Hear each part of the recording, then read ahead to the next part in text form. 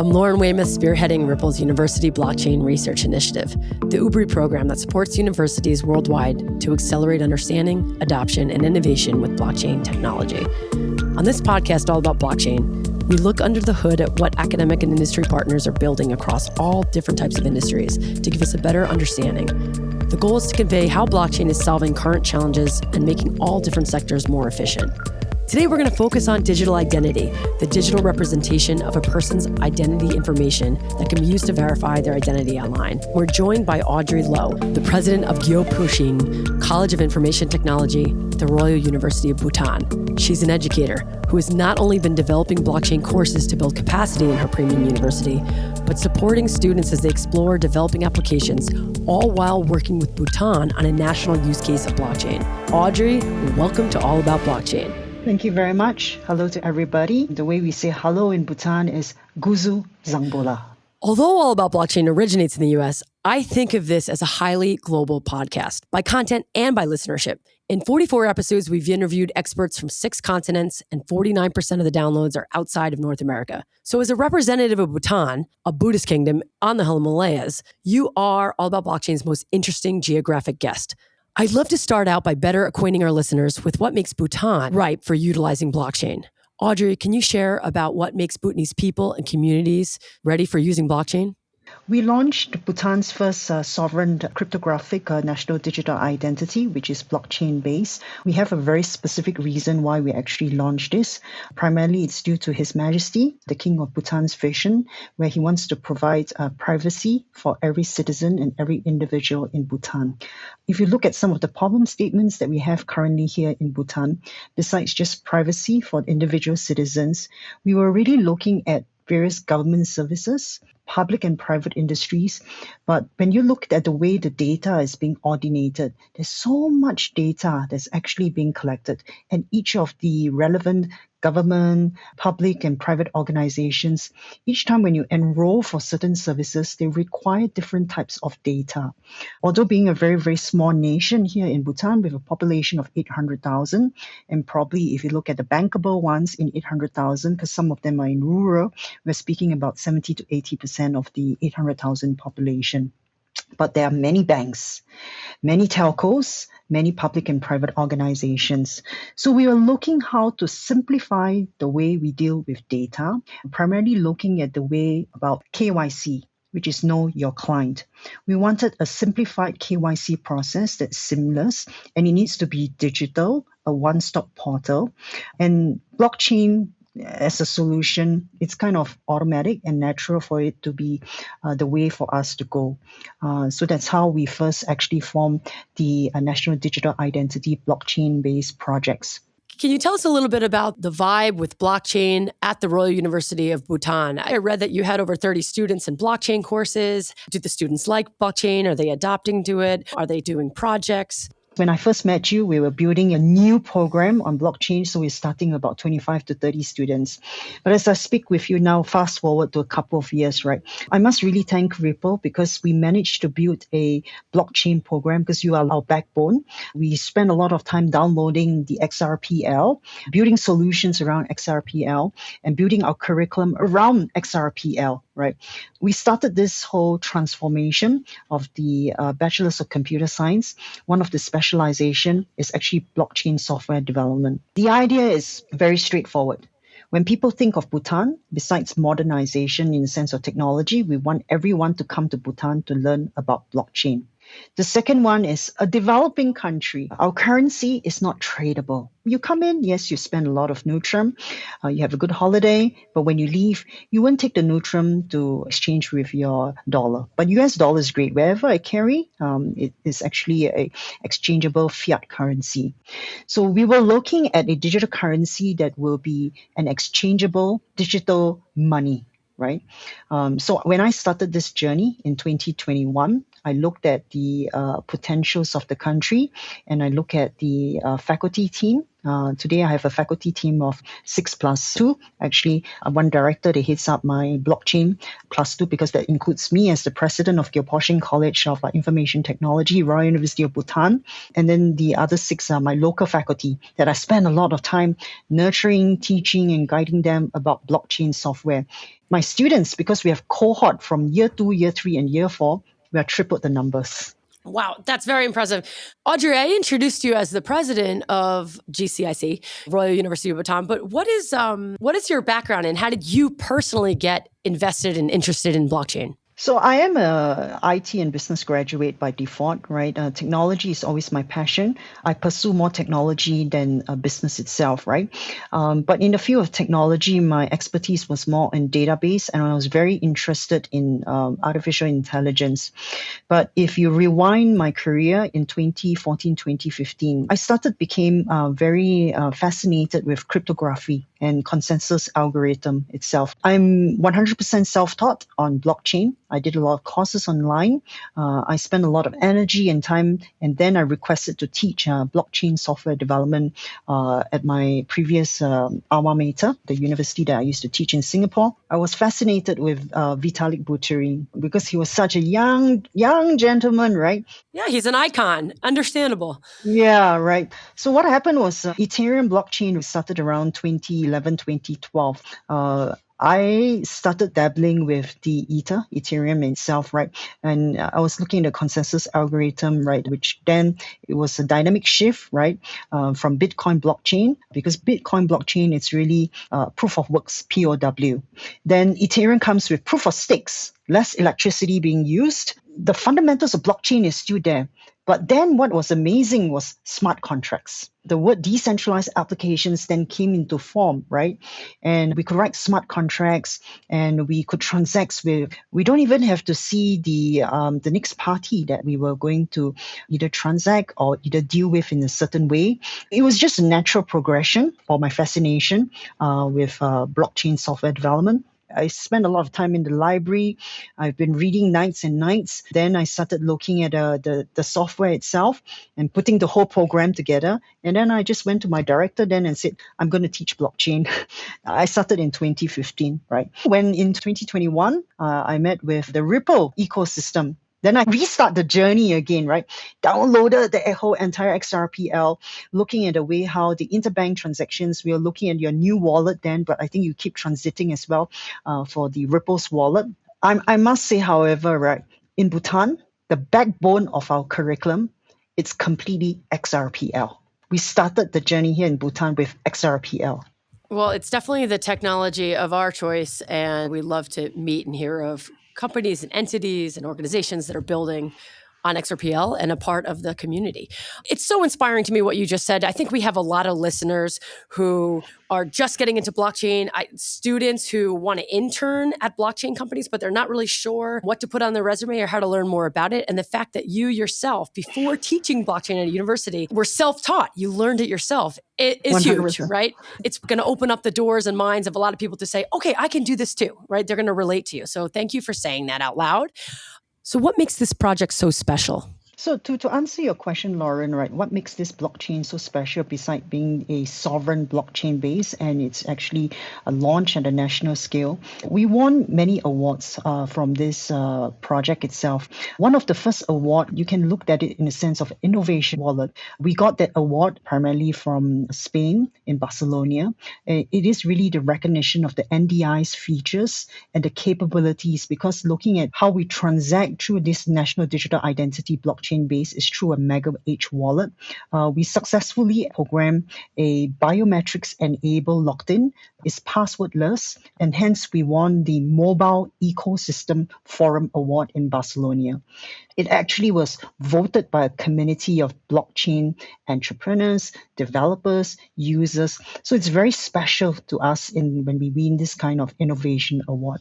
The second one that we actually won is the European Identity and Cloud Conference Award, specifically for the decentralized identity. We actually went to Berlin in Germany. We were recognized for this groundbreaking contributions to digital identity management in a sense of blockchain innovation. So we were very excited when we won this award, and it gives us more inspiration as a small country to further build on to this project and start sharing with different markets universally. Most recently, we are actually the first to be accepted in GAN. It's called a Global Acceptance Network as the first ecosystem member. Today, if a citizen in Bhutan, we register through National Digital Identity with a license, a driving's license. So this driving license, in a typical world, you just use it with a cryptographic nature, right? You will use it in your local country.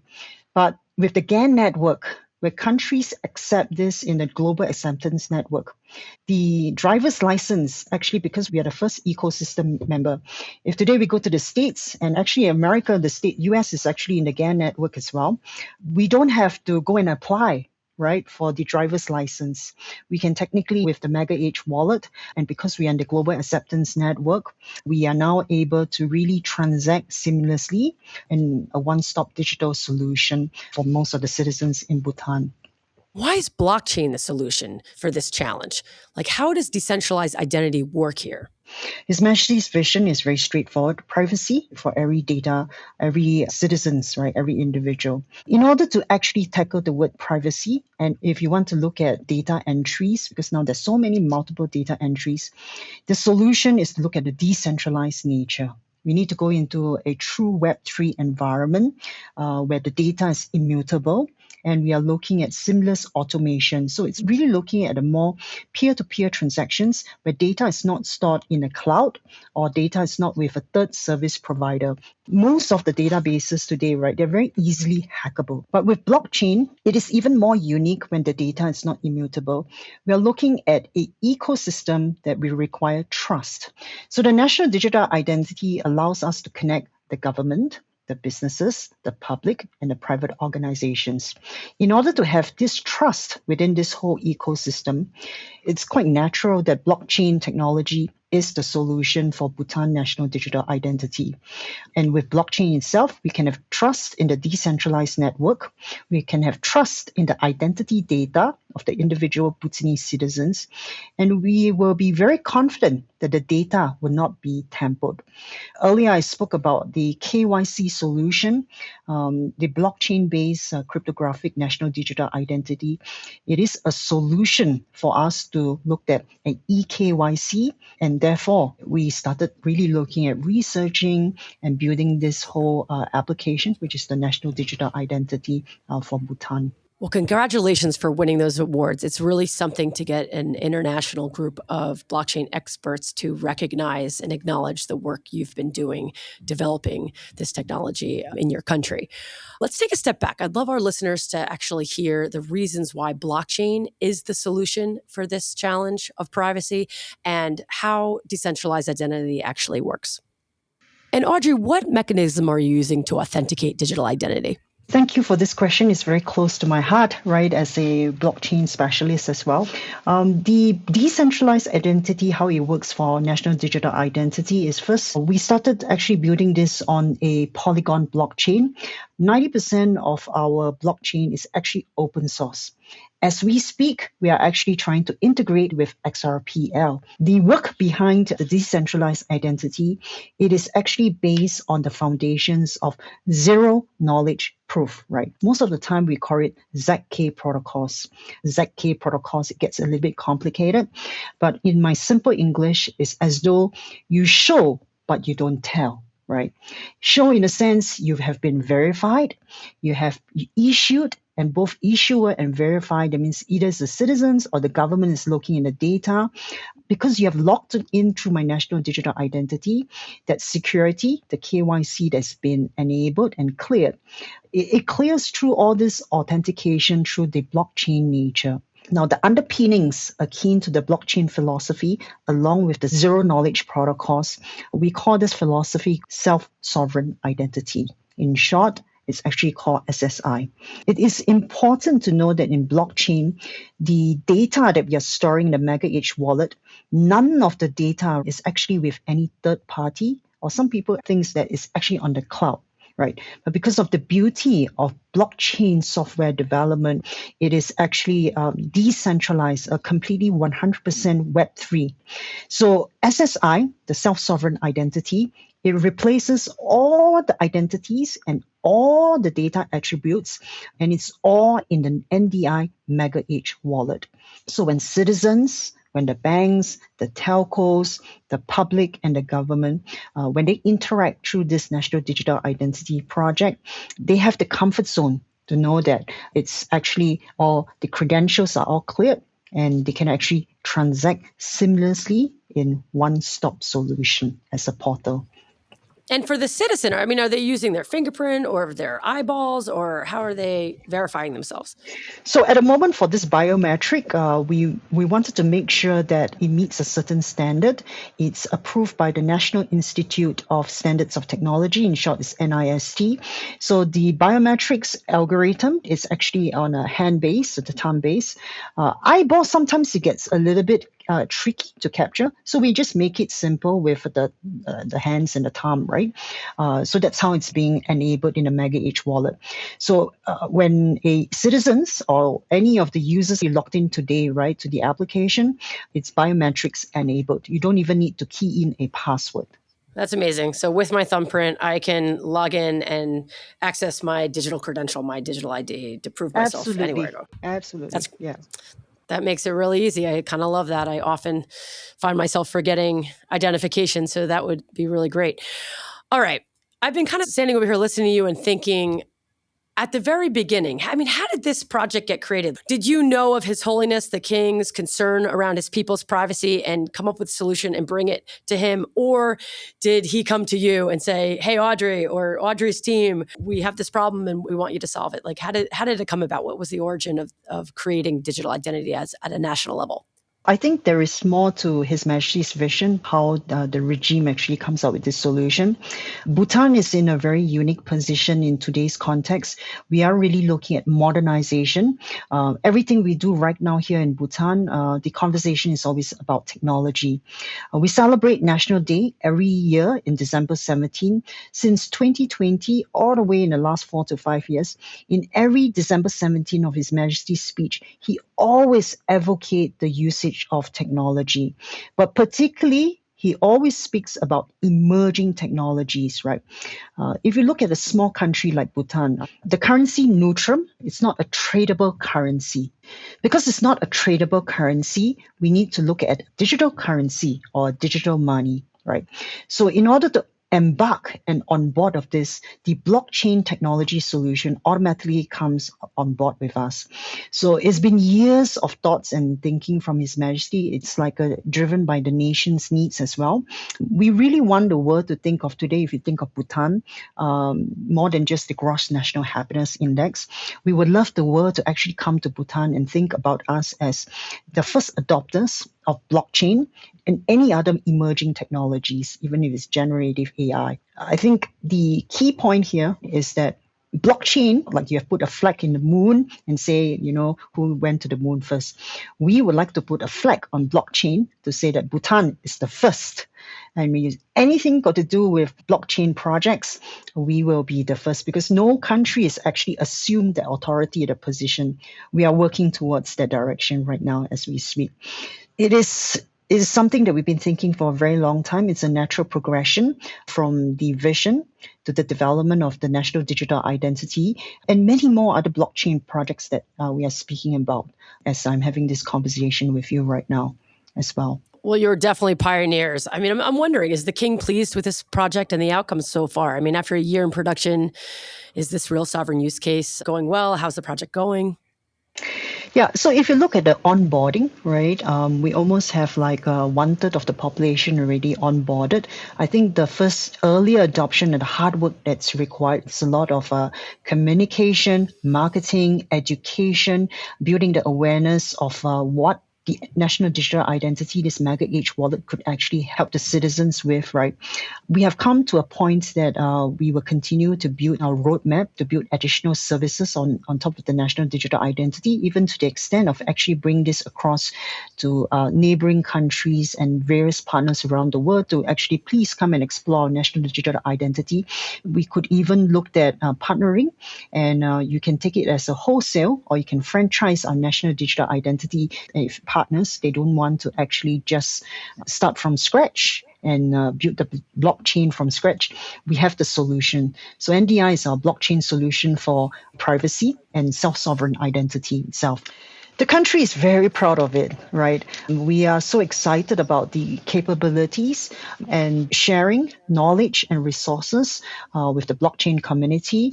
If you don't mind, if I can give you an example right now, right? Please, yeah, please. Yeah. Let's say if a citizen has just graduated from the university in blockchain software course, he got a job in GovTech in Bhutan. In a natural sense, without national digital identity, before the employment actually commences, the employee actually needs to go into many institutions, right, to get all the records, right, get the information and the records. And it can be quite cumbersome. Bhutan has a strict bureaucracy to employment. You might not even get employed. But with the national digital identity is various ministries, various governments, various services, they don't have to speak to another, but just because of the national digital identity, today the new recruit, the new employee, he doesn't need to run around different ministries, right? He could issue and show, don't tell, and through the national digital identity, they can actually get all the transactions. It's going to be very seamless, right?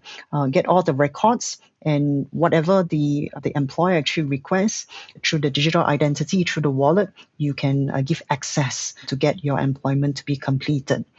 If I really were to answer this question, where we are at, how happy we are, I think we are a gross national happiness country. Happiness is in our DNA. Now, gross national happiness, that was something developed back in the 70s? Yes. The current reigning king is the fifth king. The previous king is the fourth king. In the 70s, he actually introduced this philosophy of gross national happiness that is greater than GDP itself. It's an amazing philosophy. I love it. Our joy is more important than our money. It's great.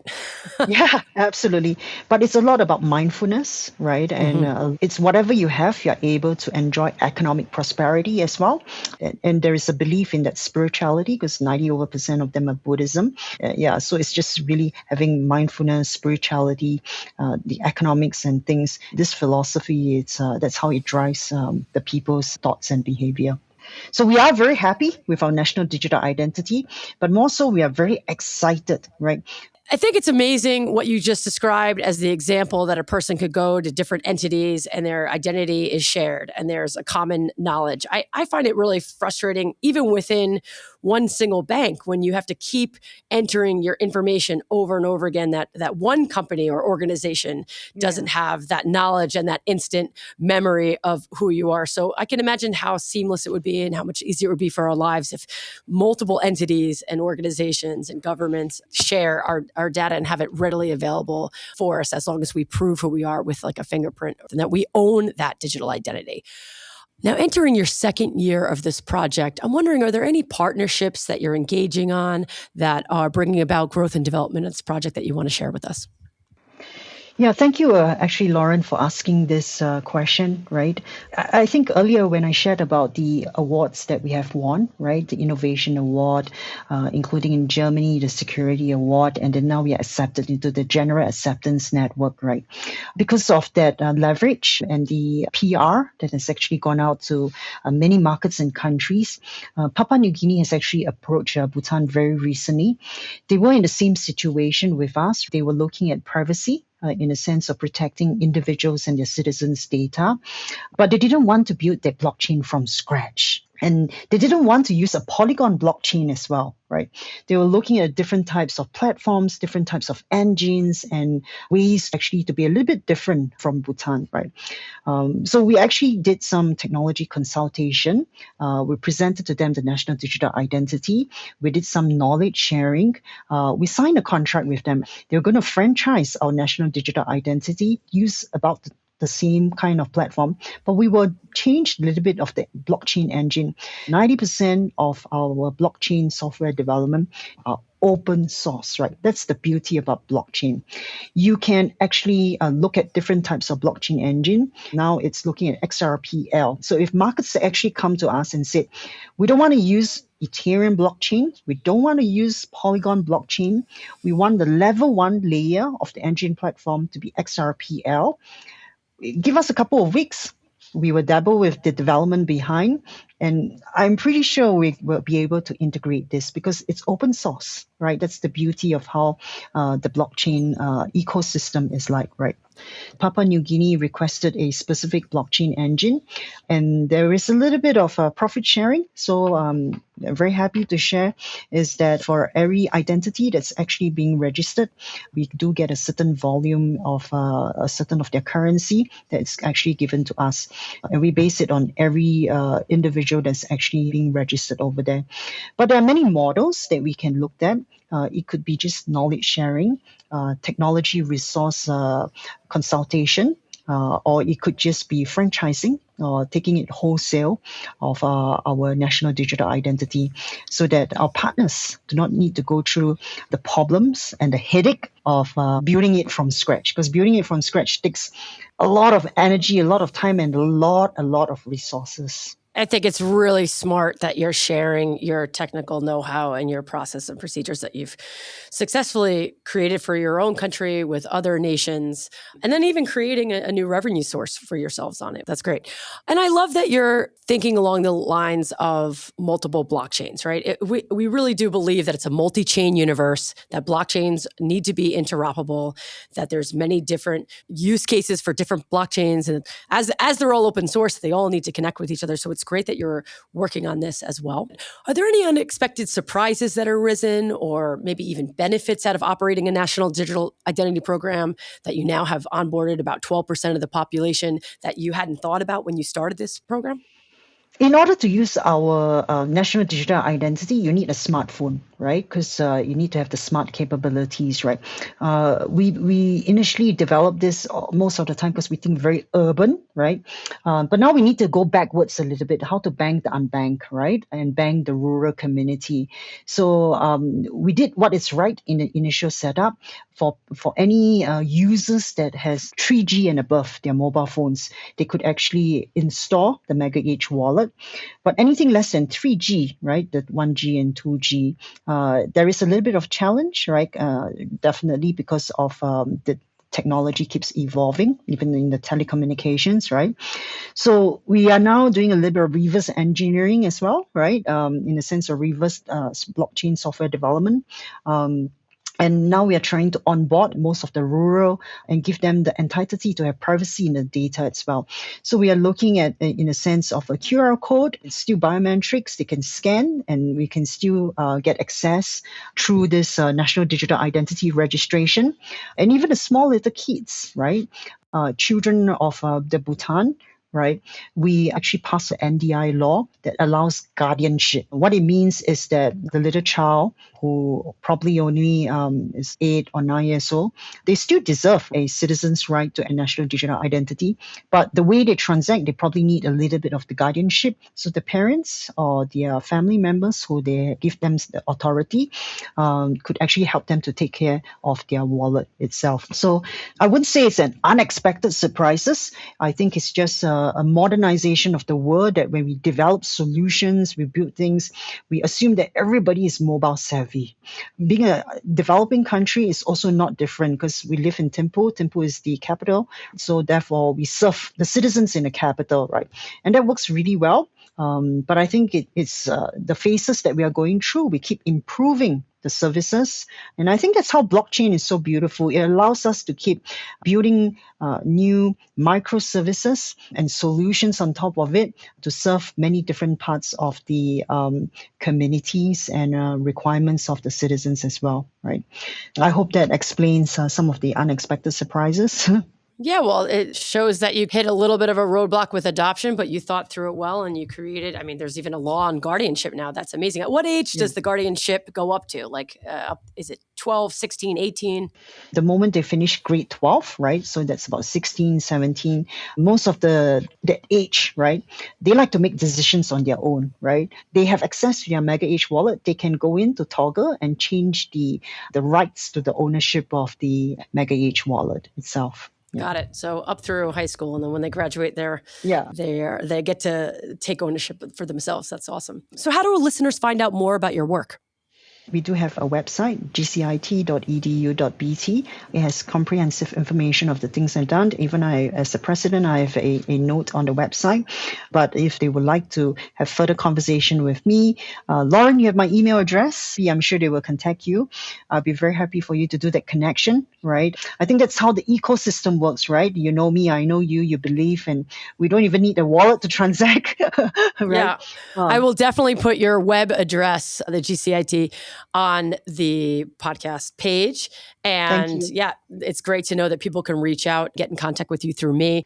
Audrey, this has been so refreshing talking about blockchain use cases with a female leader in the space. Thank you for onboarding so many people with such a meaningful project. Thank you for educating the next generation in the space, which provides much needed workforce development. And thank you for sharing your project in this episode of All About Blockchain to help our listeners better understand how countries are using blockchain for national projects. Yes, thank you, Lauren, for this wonderful interview and conversation and sharing. We do have a tagline. The tagline for our national digital identity is that we have the capability to empower anyone through digital trust and seamless services. Thank you. Awesome. To our listeners and subscribers, thank you for your ears and for your feedback to my ubri@ripple.com email. If you have any questions about this episode or ideas for future episodes, please reach out. Until next time.